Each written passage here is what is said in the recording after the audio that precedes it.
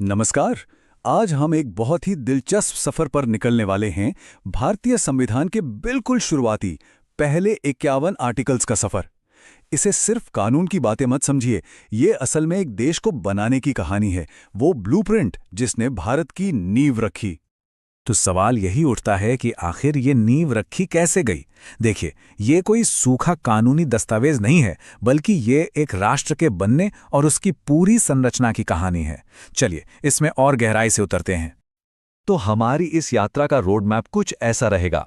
सबसे पहले देखेंगे भारत का नक्शा, फिर जानेंगे कि नागरिक कौन है, उसके बाद आएंगे हमारे मौलिक अधिकार और फिर राज्य के क्या लक्ष्य हैं, और आखिर में इन सब को एक साथ जोड़कर देखेंगे कि ये संविधान की आत्मा कैसे बनती है।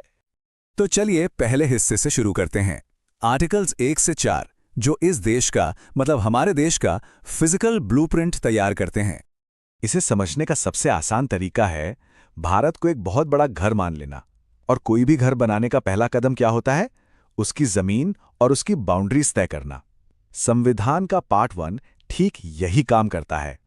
और देखिए, सबसे कमाल की बात क्या है, हमारे संविधान बनाने वालों ने इस पूरी प्रोसेस को कितना आसान रखा। आर्टिकल 1 वो तो घर का नाम बताता है, इंडिया दैट इज भारत। फिर आता है आर्टिकल 2 जो कहता है कि संसद चाहे तो नए कमरे मतलब नए राज्य जोड़ सकती है। आर्टिकल 3 घर के अंदर का नक्शा बदलने की इजाजत देता है, किसी राज्य का नाम बदलना हो या उसकी बाउंड्री। और आर्टिकल 4 तो ये साफ कर देता है कि इन सब बदलावों के लिए कोई बहुत बड़ा कॉन्स्टिट्यूशनल अमेंडमेंट नहीं चाहिए, एक सिंपल कानून से काम हो जाएगा। कितना प्रैक्टिकल है ना। ठीक है, तो घर का नक्शा तो तैयार हो गया। अब अगला सवाल क्या होगा? यही कि भाई इस घर में रहेगा कौन। तो चलिए देखते हैं कि आर्टिकल्स 5 से 11 इस बारे में क्या कहते हैं। बिल्कुल, यही वो सवाल था जो संविधान बनाने वालों के सामने भी था। एक बार भारत की सीमाएं तय हो गईं, तो यह तय करना बहुत जरूरी था कि इस राष्ट्रीय परिवार का सदस्य कौन होगा, मतलब यहां का नागरिक कौन कहलाएगा। संविधान बनते समय उस वक्त के हालात को देखते हुए नागरिकता के नियम बहुत साफ रखे गए थे। जो लोग भारत में रह रहे थे उन्हें नागरिक माना गया। जो बंटवारे के बाद पाकिस्तान से आए या जो पाकिस्तान जाकर वापस आ गए उनके लिए भी नियम थे। यहां तक कि विदेश में रह रहे भारतीय मूल के लोगों का भी ध्यान रखा गया।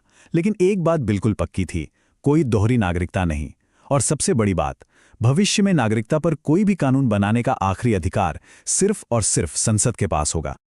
चलिए अब आते हैं संविधान के उस हिस्से पर जिसे सच में इसका दिल कहा जाता है, हमारे मौलिक अधिकार। ये वो नियम हैं जिनके साथ कोई समझौता नहीं हो सकता। ये हर नागरिक का सुरक्षा कवच है। सोचिए, जैसे एक परिवार में कुछ नियम होते हैं ताकि हर कोई सुरक्षित और सम्मानित महसूस करे, ठीक वैसे ही हमारे मौलिक अधिकार देश के हर सदस्य को किसी भी तरह के अनफेयर ट्रीटमेंट से बचाने वाले घर के नियम हैं। ये असल में स्टेट की पावर पर एक लिमिट लगाते हैं। हमारा संविधान हमें मोटे तौर पर 6 तरह के मौलिक अधिकार देता है। और ये सिर्फ नियम नहीं है, ये वो 6 गारंटियां हैं जो हर नागरिक के सम्मान और विकास की नींव हैं। आइए एक एक कर इन्हें देखते हैं। तो ये हैं वो 6 अधिकार। पहला, समानता का अधिकार, मतलब कानून के सामने सब बराबर हैं। दूसरा, स्वतंत्रता का अधिकार, जिसमें बोलने से लेकर अपनी जिंदगी जीने तक की आज़ादी है। फिर शोषण के विरुद्ध अधिकार, धर्म की स्वतंत्रता का अधिकार, अपनी भाषा संस्कृति को बचाने का अधिकार, और आखिर में जो शायद सबसे जरूरी है, संवैधानिक उपचार का अधिकार। ये हमें पावर देता है कि अगर हमारे बाकी अधिकार छीने जाएं तो हम सीधे कोर्ट जा सकते हैं। और इसी की अहमियत को समझते हुए डॉक्टर B.R. अम्बेडकर ने आर्टिकल 32 को कुछ ऐसे ही नहीं, संविधान की आत्मा और उसका दिल कहा था। सोचिए जरा, क्यों? क्योंकि यही वो मास्टर चाबी है जो बाकी सारे अधिकारों के ताले खोलती है। अगर ये चाबी ना हो तो बाकी सारे अधिकार बस कागज पर लिखे अच्छे अच्छे शब्द बनकर रह जाएंगे। अच्छा, तो अब हमारे पास घर का नक्शा है, परिवार के सदस्य भी तय हो गए और घर के पक्के नियम भी बन गए। लेकिन कोई भी अच्छा परिवार सिर्फ नियमों से नहीं चलता, है ना? उसके कुछ सपने होते हैं, कुछ महत्वाकांक्षाएं होती हैं। तो चलिए संविधान के पार्ट 4 में जो हमें इन्हीं महत्वाकांक्षाओं का रास्ता दिखाता है। और ये महत्वाकांक्षाएं हैं राज्य के नीति निर्देशक तत्व या डायरेक्टिव प्रिंसिपल्स। ये वो साझा मूल्य हैं, वो लक्ष्य हैं जिन्हें देश को पाने की कोशिश करनी चाहिए। ये एक बेहतर भविष्य का गाइडेंस है।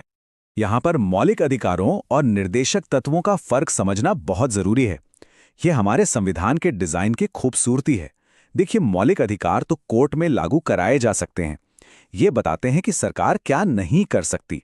दूसरी तरफ निर्देशक तत्व कोर्ट में लागू नहीं होते, लेकिन वो सरकार को एक रास्ता दिखाते हैं कि उसे क्या करना चाहिए। ये सरकार के लिए एक नैतिक कंपस की तरह काम करते हैं। और ये लक्ष्य क्या हैं? ये एक प्रगतिशील देश का सपना दिखाते हैं, जहां सामाजिक आर्थिक न्याय हो, जहां समान काम के लिए समान वेतन मिले, जहां पर्यावरण की रक्षा हो और भारत दुनिया में शांति को बढ़ावा दे। ये वो आदर्श हैं जिनकी तरफ देश को हमेशा बढ़ते रहना है।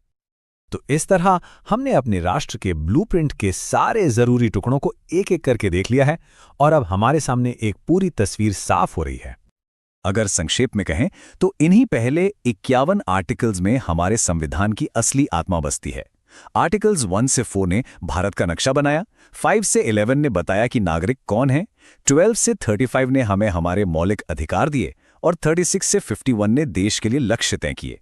एक राष्ट्र का पूरा ब्लूप्रिंट। और ये सब समझने के बाद एक बहुत बड़ा सवाल हमारे सामने आकर खड़ा होता है कि 70 साल से भी ज्यादा पहले लिखे गए 51 आर्टिकल्स, ये फाउंडेशनल बातें आज भी हमारी जिंदगी को, हमारे समाज को, हमारी राजनीति को कैसे गाइड कर रही हैं? ये एक ऐसा सवाल है जो आज भी उतना ही, बल्कि शायद आज और भी ज्यादा जरूरी है।